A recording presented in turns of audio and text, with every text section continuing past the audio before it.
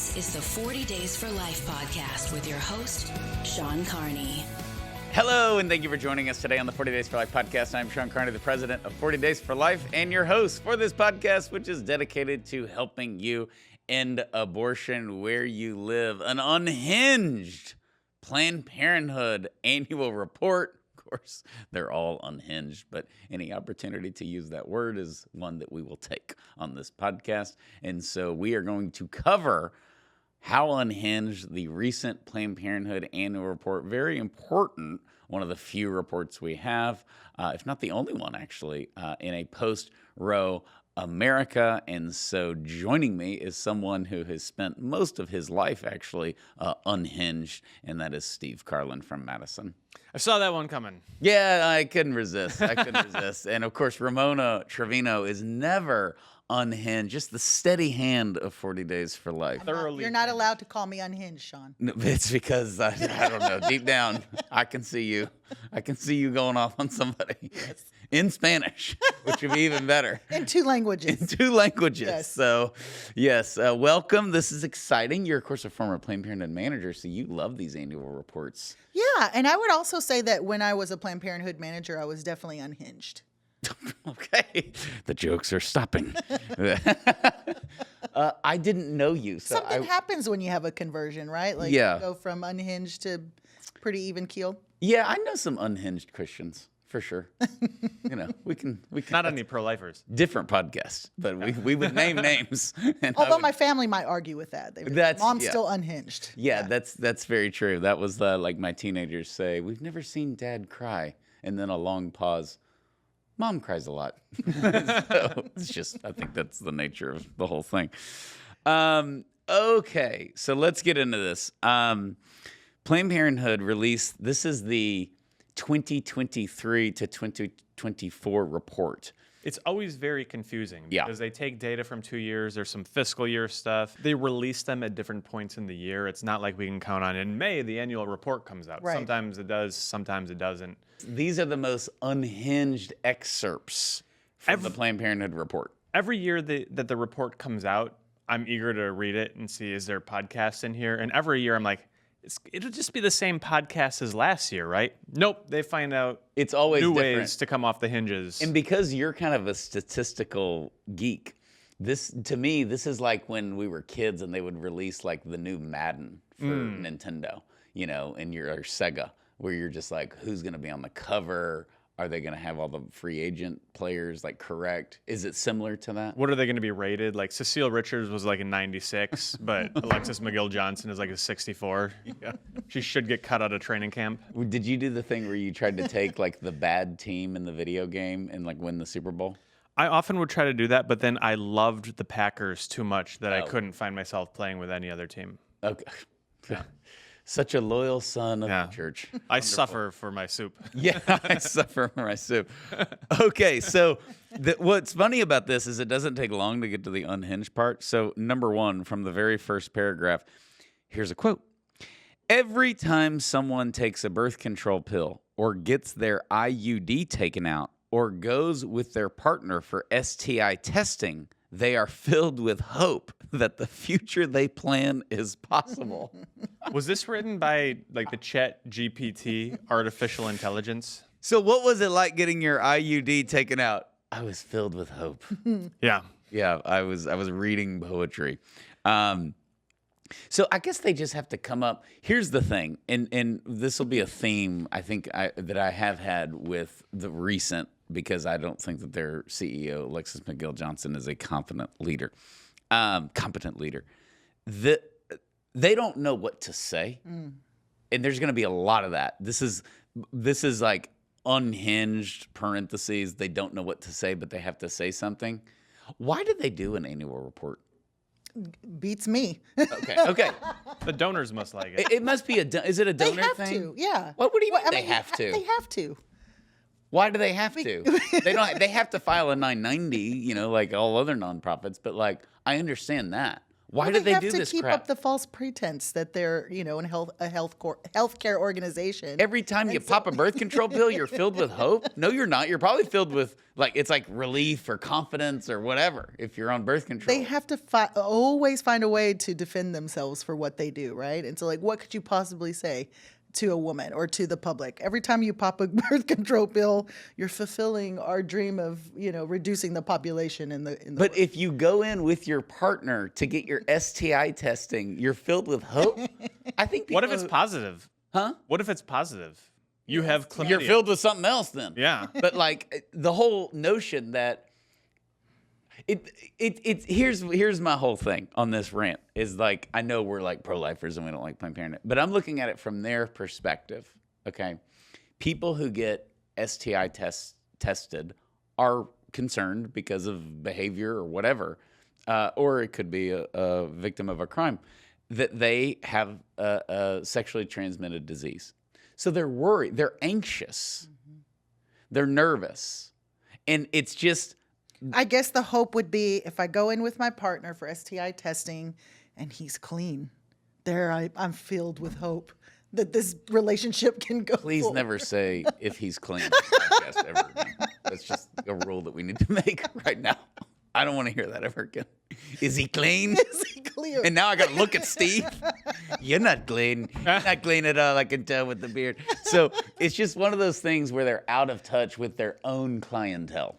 Do you remember the Seinfeld episode where Kramer was an actor and he was acting out the medical diagnosis for the medical students? One of the great, they're all great episodes. Yeah. But that's hysterical. So the med student's like, are you experiencing any discomfort? And Kramer responds, just a little burning during urination. Yeah. The med student says, any other pain? The haunting memories of lost love.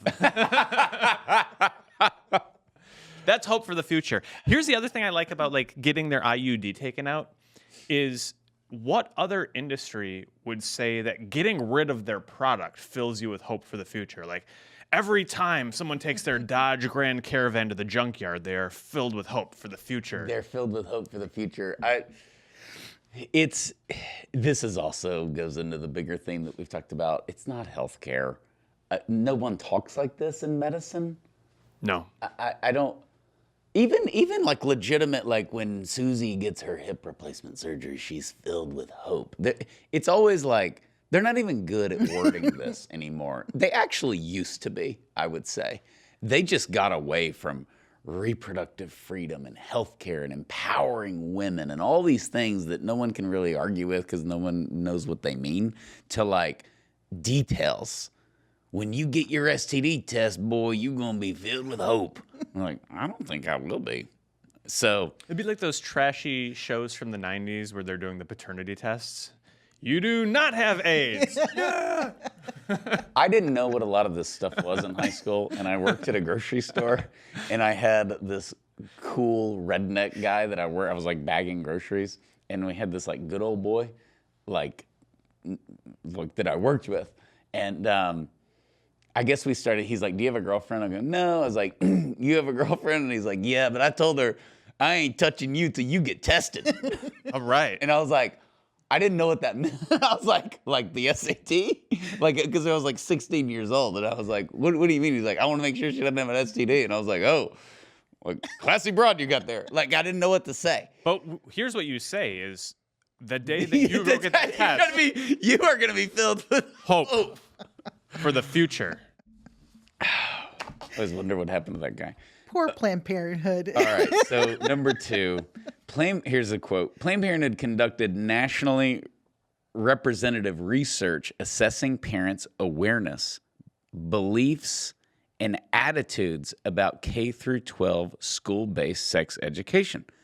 The results confirm that parents overwhelmingly want their children to get sex education that covers a comprehensive range of topics and is age-appropriate and fact-based. In January, we launched a 3-part video series about virginity. And we watched this 3-part video series. No. We did not. You did. So that the viewers You don't have to. sacrificed yourself for the sex education about virginity. What did you learn? I'm glad you asked, Sean. I don't think I like Steve using the word virginity either. I'm very uncomfortable during this podcast. So is the listener. Here are some quotations from these videos, which again are marketed, at least according to the annual report, grades K. Kindergarten, like 5 years old. I don't know if they really believe that this video is marketed toward K, but they are the ones who said so in their annual report. But K through 12. So we have an 18-year-old and we got a 5-year-old. Yeah. Great. Watching the same videos? If That's you what they're believe saying. the annual report, it would suggest so. Quote, virginity is a completely made-up concept. It's a term that was created simply to control and shame people, mainly women. You know who's a victim of this is the Virgin Mary, the first Christian to accept Jesus Christ as Lord and Savior, because she's a virgin. And I guess she's been shamed, even though she's the most painted woman in the history of the world and the most honored woman in the history of the world, and yet a virgin. I guess she's like the ultimate victim of virginity. Quote, it's time to throw away the notion of losing your virginity. What if instead of losing something, we reframe it as gaining? Okay, let me ask you this. I'm going to go back to Our Lady. Okay, so the when people think of, I think even in pop culture, like virginity, it's like, what are you, the Virgin Mary? Like when somebody's a holy roller or whatever. Like the Virgin Mary is a common term, okay? But so since we know they hate Latinos and black people, but Latinos, everybody is raised with this notion of the Virgin Mary, Our Lady, that's built into their culture, and they're attacking virginity itself. Well, isn't that like a cultural clash? Just with people, whether it's the Latino community or not, but like, isn't there a scenario where virginity's good? I would think so. I would think so. You know what scenario is? It's a made-up concept. Here's one of the problems, though, Sean. If you are not a virgin, you won't be able to have the hope that comes with the STI test. I just think, was Planned Parenthood talking like this when you worked there? No. I mean, this is like, when you're writing this out and you're at the meeting, what did you come up with, Bob? Virginity's a made-up concept. Man, you are on a run. That's genius. It's Hard to keep your boots dry when you're strolling through a dewy meadow. I know, really. It's They unbelievable. employ the best of the best, Sean. They employ the best of the best. It's time to throw away the notion of losing your virginity. What if instead losing something, we reframe it as gaining? Like syphilis. Oh, gosh. Please don't say that. All right, here's another. Would people who care about you support your decision to have sex? Presumably, you would think that the people who care about you, if your ages K through 12, might include your parents. See, the thing is, this is like right off the bat in these virginity videos that you watch. Thank you for doing it so that we didn't have to. But that statement is did so they icky. define it? Did they define what virginity is? So they say that there is no such thing because what sex is determined by you, not by society or the patriarchy. So then they list this like long and graphic, like stuff we cannot talk about in this podcast. They're marketing it toward children. We could not talk about in the podcast.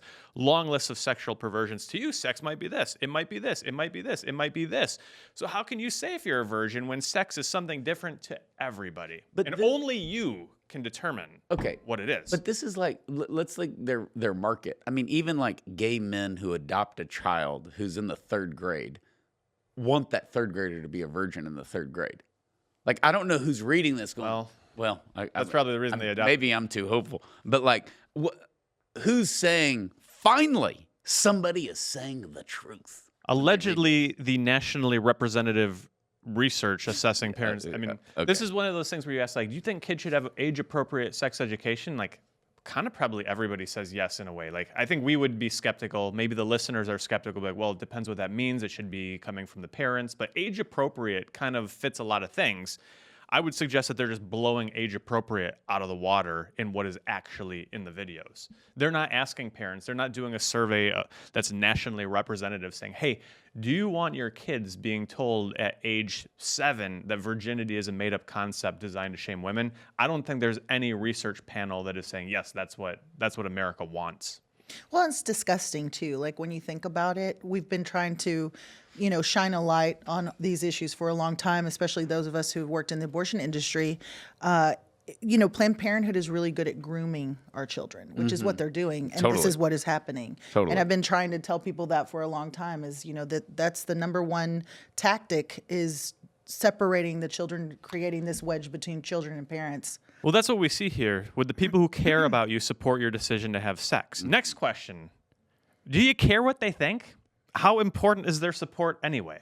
That's just. Yeah,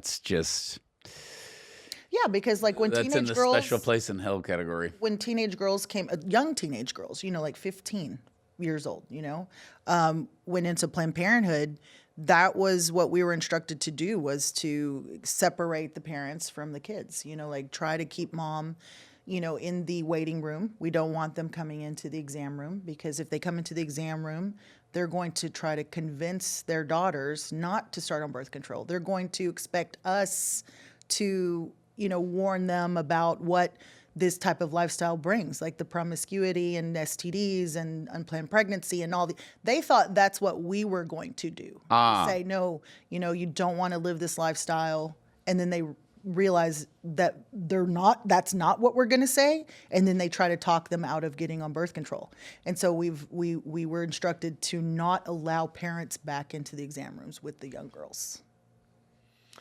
That's a great breakdown, unfortunately. Yeah. I mean, it ends with, so you've decided you're ready to have sex for the first time. What I'm surprised at, since you're the virginity video expert, Can Jill put the lower third with me on that? yeah. It's a long acronym. They don't give any definitions. Like, how does a second grader know what sex is? That's what they say. Only you can decide. I think one of the videos ends by saying, what is sex? And do they define virginity as basically like it doesn't exist, not a thing. Well, it's a state of life. They would dispute that. Okay. No. Well, who am I? Okay. It's just interesting. They're denying that. I know at one point I was a virgin. I got married and then I was not a virgin. Well, that's your subjective experience, but that may not be true for everybody. Okay, that's great. Okay. All right. Well, we'll leave the 5,000 high school jokes out of this. We use the word unhinged for a reason. Yeah. Okay, here we go. Here's the next one. Message from leadership. Abortion bans have even caused some women to lose their lives. Name one. Everywhere. Women dying. Lots of women. Name one. Yeah. They're everywhere. What did she die from? Like, what was the actual cause of death? Right. How would abortion have prevented her from dying? This is where, remember, I had the guy come to my door before the election in November? Yeah, that was fun. And he's like, well, you got to vote for my candidate because just women are dying because Roe v. Wade was overturned. Can you name one? What was her cause of death? How would abortion have saved her? My mom's a nurse. Do you think you know more than she does? Yeah. Well, my dad can beat up your dad. Yeah. Here's another one. Vice President Kamala Harris became the first sitting vice president to visit an abortion provider. This looked good maybe a year ago. Mm-hmm. It doesn't look so good now. This does not age well. And she's somebody, bless her heart, as we say in the South, they're just going to forget about instantly. I just think it's like the moving on thing. Yeah. Bill Belichick's We're on to Cincinnati. We're on to 2026. Yeah. We're on to 2028. We're on to Leo the 14th. So, yeah, it is. Okay.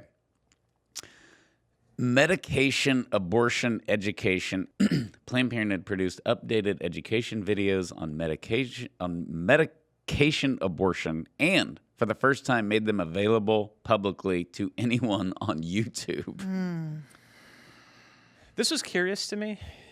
It just isn't professionally written. I have so many issues with this, but we can't get into it. For the first time, made them publicly available. Is this like you're allowed into Fort Knox to see the gold? You're allowed into the National Archives to see where Nicolas Cage put the Declaration of Independence? Like, what is this like for the first time? We made these videos, but we kept them secret for all of these years until now. What is that? It goes back to the beginning of this, which Ramona confirmed for us. They don't know what to say. They have nothing left. They got nothing left. I just don't understand. It's really a grace that they don't have a good leader, because a good, effective leader right now could really do a lot for Planned Parenthood, because there is that. I mean, you had a presidential candidate run on abortion. She lost, but I mean, she ran on it, and just, you know, all of this, the fundraising opportunities, the parading around, making up that women died and parading that around, all of this was there for the taking, and it's worn off over time, and it will continue to wear off. And I just think they blew this opportunity. I mean, when Donald Trump was elected, Cecile Richards raised a fortune off of that, and just based on him being evil, right? And it's unbelievable that this is what they're saying. Well, I'm pleased to tell you both and the listener that, once again, I watched these medication abortion videos, so you don't have to. Quote, "Well, extremely rare, as with any medical procedure, there is a risk of death. The risk is FYI.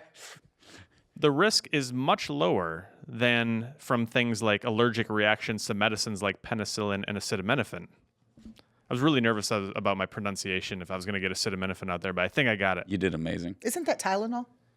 It's Advil, isn't it?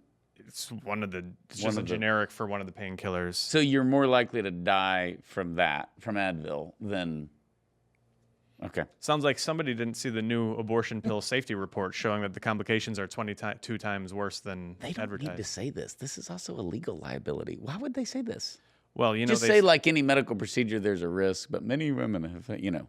At the end of the video, they have their disclaimer, this is not medical advice. So here's for the first time ever, we're telling you how to do abortion pills. By the way, this is just educational. Oh, they do say that at the end. Yeah. Yeah, you should talk to a doctor. But And virginity is a made-up concept. one of the things that I thought was kind of interesting here is when you get to the next video, how to take abortion pills, it says, take any other medicine as instructed to help with nausea and pain. Usually this is a pain reliever like acetaminophen. Unbelievable. Don't worry, the abortion pills are not as dangerous as your Tylenol. By the way, take Tylenol with the abortion pills. Last quote here I think is notable on these videos that they're promoting in the annual report. Quote, "If you feel depressed or have big mood changes, that doesn't get better after a few weeks. Call your nearest Planned Parenthood center for help." And we know what that help looks like. Referring them out to someone else. Or Right. denying it. If at all. Yeah. Or, yeah, I don't know. Nobody has trauma after abortion. Why would they put that on there, though? That, to me, is dumb. I mean, if I were evil and running Planned Parenthood, I would say some may feel depressed after an abortion. This is normal and will go away. Mm-hmm. That's what you say. You don't be like, if you have big mood changes That don't get better. that don't get better. Oh, gosh. I mean, maybe that's them taking acknowledging the post-abortion sort of movement. I don't know. But, Well, there's going to be litigation coming, right? The abortion pill is harming women. Yeah. Its use is up. Maybe they're trying to cover their backsides here. I do not know. I don't know. I think they're exposing themselves. I don't know why they would put some of this out there on the internet. It's not needed. I mean, one of the good things about the abortion business is that they're like, this is driven on fear and vulnerability, and you can take advantage of that and make money. That's why people go into the abortion business. Why you would put any kind of some may feel this unnecessary. Who cares? I don't know. It's very odd. It's very odd that they would do this. Okay. What wasn't said? This is interesting. Planned Parenthood has been an outspoken advocate of the transgender agenda. Yet the number of transgender services provided isn't stated alongside the rest of the services. So they just left that out. They just lump it into other procedures, which can include like WIC visits. Like you're getting formula. Do they name transgender like sex changes? No, that's the thing. There's a page where it has like, we did our 402,000 abortions, we did this many birth control packs, we did this many sterilizations, we did this many, the whole 9 yards. And the 400 and sorry, keep going. Then they've got a little other services section, and it's got the number, and it's got like the little star or the letter, and then you look down in the fine print at the very bottom of the page, and it says this includes things like a long list of disparate and unrelated things, including transgender services. So when we talk to our 40 Days for Life leaders and volunteers, and they're saying like, hey, we're seeing more and more of these dudes go in and coming out with their hormones to try to turn themselves into women, this seems to be something that Planned Parenthood, both in their rhetoric and in the observed experience on the streets, is pushing, yet they're not advertising it in the annual report. You would think that they would have like, remember Sue Thayer always taught us that, okay, so you've got your 3,000 adoption referrals. That's like, here's your flyer on how to place your child for adoption. You would think if they're going to put that as its own line item on the annual report, the number of hormones or surgeries, I'm trying to be delicate here, that they would be providing. I think we've that ship has sailed. You think that they would have that as its own line item, and it's not. And I'm very curious about that. I started thinking, if they're this big on flying the rainbow flag and flying the pink and white and blue flag, why are they not proudly trumpeting this? And the only factor I could come up with is they're in danger of defunding. They're at low support historically. Even they probably know this is not good for the brand to say we're turning boys into girls and trying to turn girls into boys. Gosh, that would be quite the cultural victory. And where you'll find it is on your local like affiliate websites. They will break it down. Let me ask you, if you worked there today, isn't there? I assume I may be wrong, but it's mainly women that work there. It's mainly women who believe in women, empowerment, feminist. Don't they not like all the transgender stuff? If I was there today, Yeah. that's a good Or question. would you have fallen for it if you could? I probably would have fallen for it. It was just the same question I had about seeing men who came into the clinic. So I had a question early on when I first started about the male services we offered. And so I was like, what are the guys doing here? I thought this was only for women. Was it for STDs? Mm-hmm. Okay. STD All the treatment. hope Yeah. they brought. All the hope they brought. Yeah. With their girlfriends in tow. And they said, well, it all involves sexual reproduction. So we have to open it up for the men too. And frankly, at this point in history, if you are a leftist, progressive, pro-abortion, feminist white woman, having a transgender kid is like the new accessory, like having the dog in your purse was 20 years ago. Mm-hmm. But it's quickly fading. Which is your point on this? Is that even they're kind of like stepping away from it? They've never broken it out. It just is surprising to me that as this becomes an increasingly large part of their business model, they're hiding it. They're tucking it in where you cannot find it. But I think it's BS when these people are like, "Oh no, they're making a fortune off the transgender stuff to replace the abortion income." No, they're not. Their abortion income in some of these states like Texas was just through the roof, and it evaporated essentially overnight. And the worry, maybe they're making some money off the transitions, but it's nowhere close to replacing the abortion income.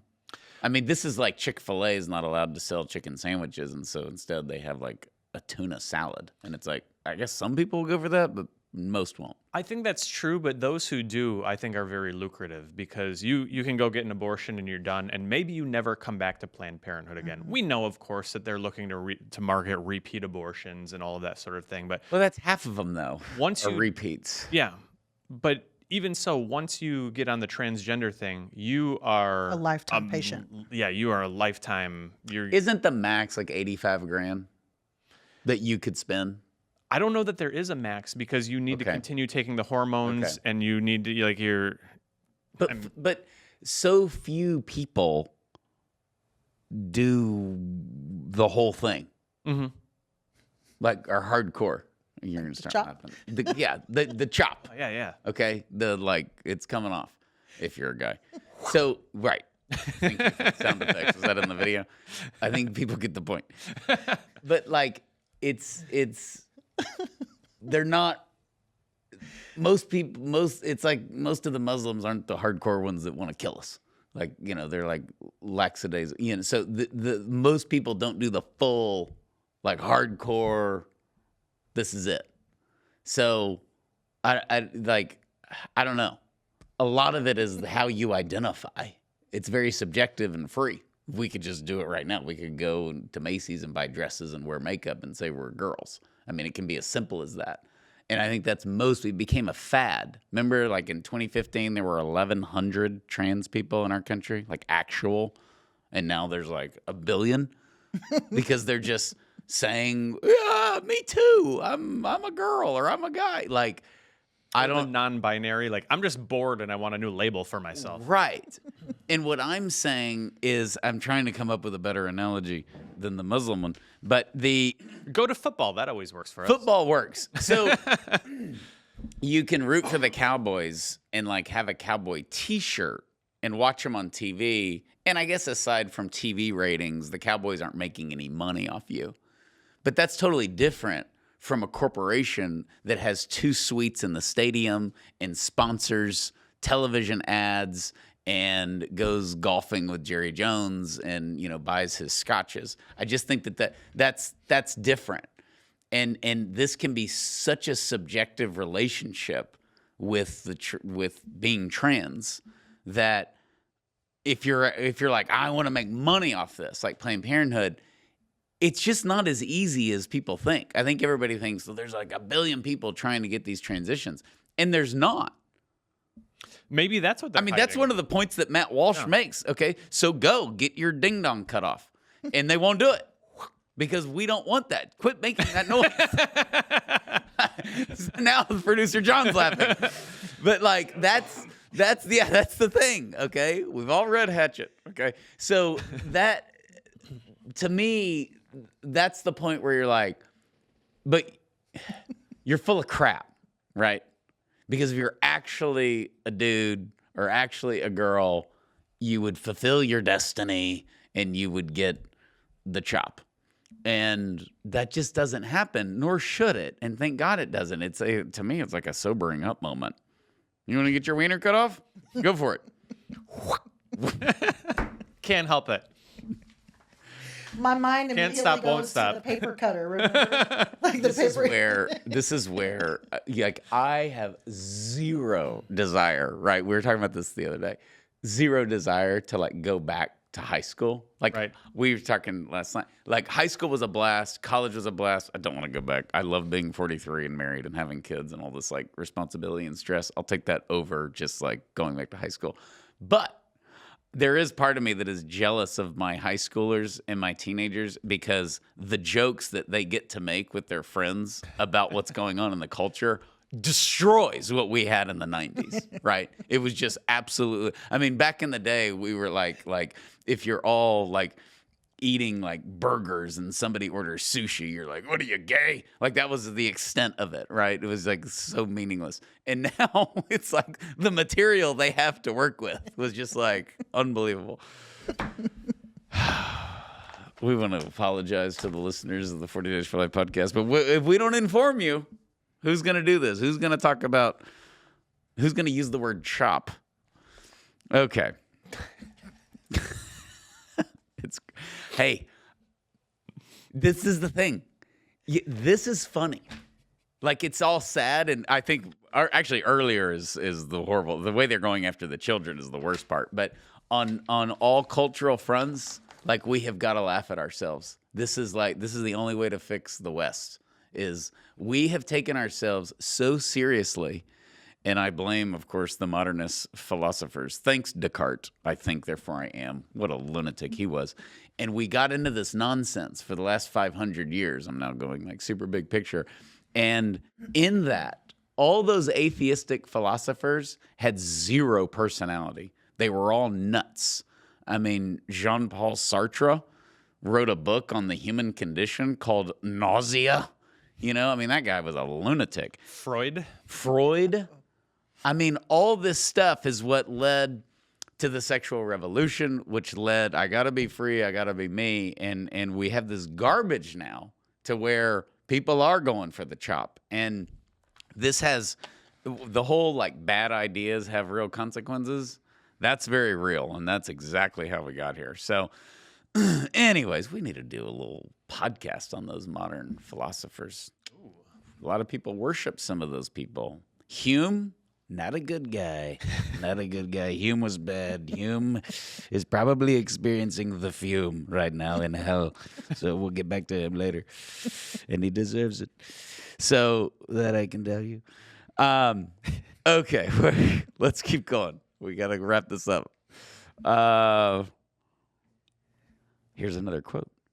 The staff at Planned Parenthood is providing to communities that historically have lived on the margins. Of course, we know who this is, Ramona. Communities of color, low income, and those without documentation. Go get me a bunch of Mexicans. That's who Planned Parenthood is and will continue to be. I love this. They just don't hide it. What? Remember the Alabama lady, the abortion clinic director? What are all these black women gonna do to get their abortions? And like literally had the cigarette in her mouth. Classic. I love that lady. Here's my question. If they're providing to communities that historically have lived on the margins, color, low income, those without documentation, that's who Planned Parenthood is and who will be. Where's white trash? Put the white trash people on here. Those that live in trailers and drink Busch Light. Like just It says low income community. okay, Sean. sorry. Okay, all right. They included all you. I think some of my relatives felt left out. Why did they take Margaret Sanger's name off the building then? I know. This is what she was all about. I know. She was the harbinger of. Oh my gosh, it's great.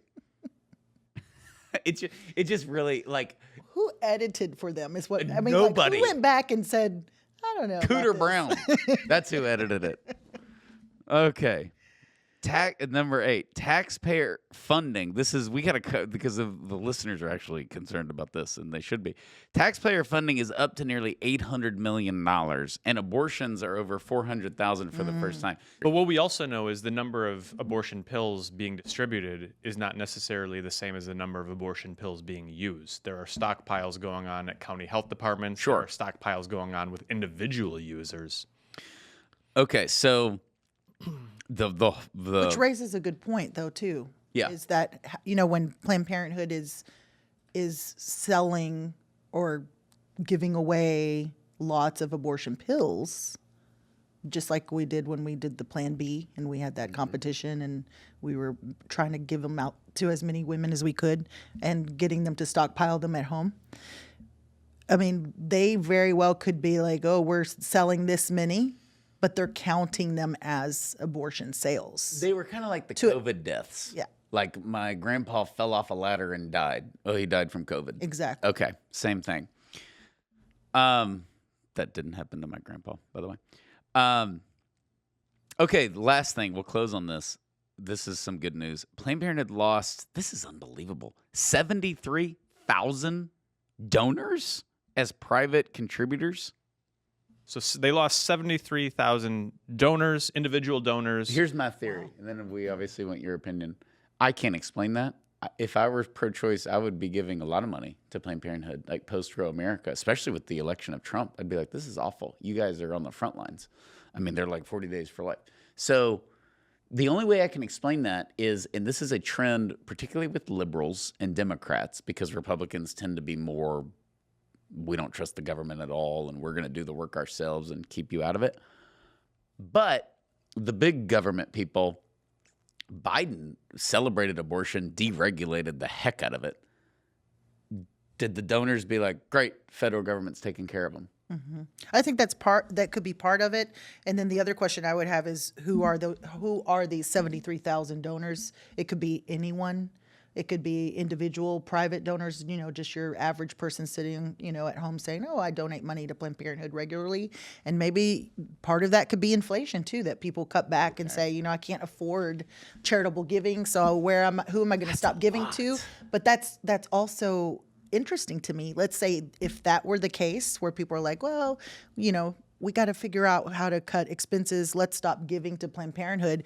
It goes to show that there are a lot of people out there who don't believe in it anymore, who don't support them. Some of it could have been, we just had an election year, right? And maybe some of the progressively minded donors are going to donate to the Biden campaign, which at this point is just funny because that money is just lit on fire. And that happens to us. That happens to a lot of every charity, is that some of your donors go political during the presidential years and they don't give you as much, or they don't give you anything. That's just sort of I'd like to see what the trend does over the next few Well, this years. is part of a trend because they raised a bunch of money after Roe was overturned, which everybody expected. Sure. And then it has not been sustainable. This is not their first year of drop. We get the reports that the abortion travel funds have dried up and they're not able to provide any funding anymore. So there's a lot of different reasons that could play into this. It may not just be one thing, but what we know is that it's bad news for Planned Parenthood. Here's another thing that I'll close out on, and this is maybe my hope in humanity.